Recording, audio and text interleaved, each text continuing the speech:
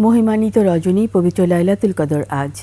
রমজানের মাসের শেষ 10 দিনে বেজোর রাত্রিটি প্রতিটি মুসলমানের কাছে অত্যন্ত তাৎপর্যপূর্ণ ও মহাসম্মানিত।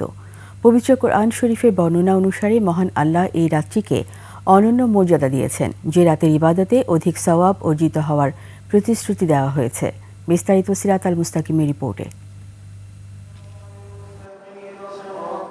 মুসলমানদের জন্য সৌভাগ্য বয়ে আনা মহিমান্বিত রাত্রি লাইলাতুল কদর। পবিত্র কোরআনে এই রাতকে প্রশংসার সাথে উল্লেখ করেছেন আল্লাহ তাআলা নিজেই।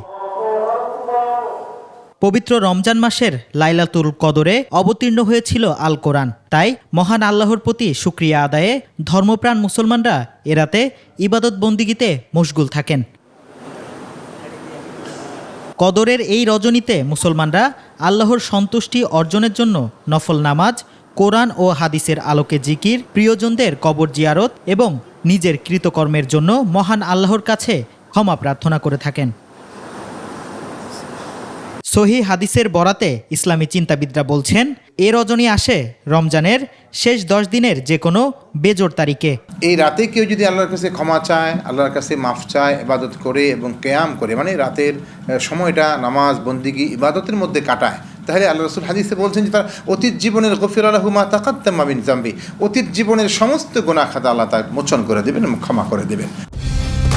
কালার এক্সপার্ট, জর্জ স্যাপ এবং মাইল্ড অন হ্যান্ডস টেকনোলজি সমৃদ্ধ অরিক্স ক্রিস্টাল ওয়াশ আপনার লন্ড্রি এক্সপার্ট।